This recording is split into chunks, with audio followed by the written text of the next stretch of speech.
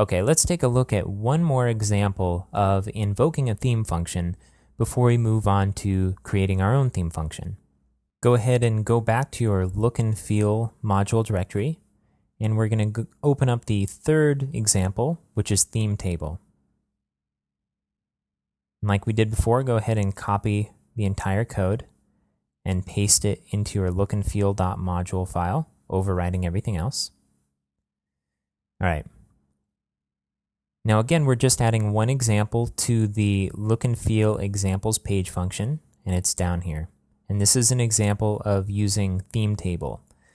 So theme item list and theme table are both utility functions that are used often throughout Drupal core and are also useful for administration pages where you need to output lists or tables in a very consistent way.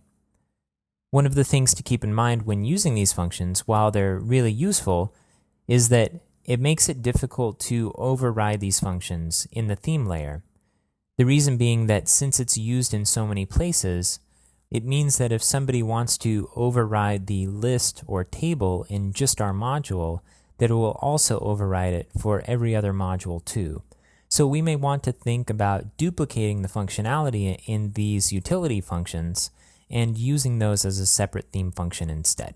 So that's just a caveat to using these, but they can be very handy in the right situation. Okay, so we're starting by adding a heading here to delineate this example. And next we're creating an array of headers. So what we're doing basically is constructing a table in an array. Just like we did with the list, we're passing this array to the theme function.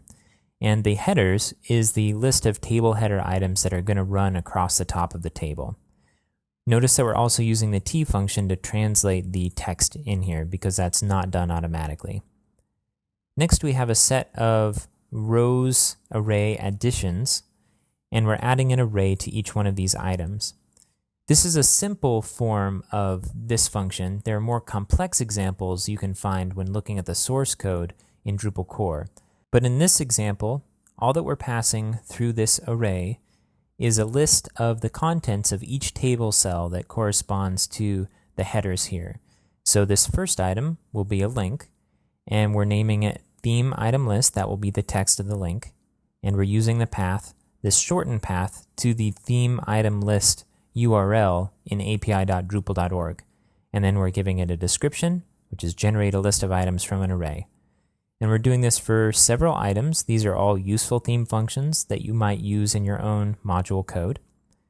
And then finally, we're creating the output by running the theme table through the theme function. So again, we're lopping off theme underscore and instead using the theme function and passing everything to the right of that as the first parameter. The next parameter is the array of settings that we're passing to the theme table function. In this case, we're taking two parameters. One is the header, which we're passing the headers array to, and the second is the rows, which we're passing the rows array to. Finally, we're returning this. Let's go ahead and save the module, and then go to our browser and refresh our examples page.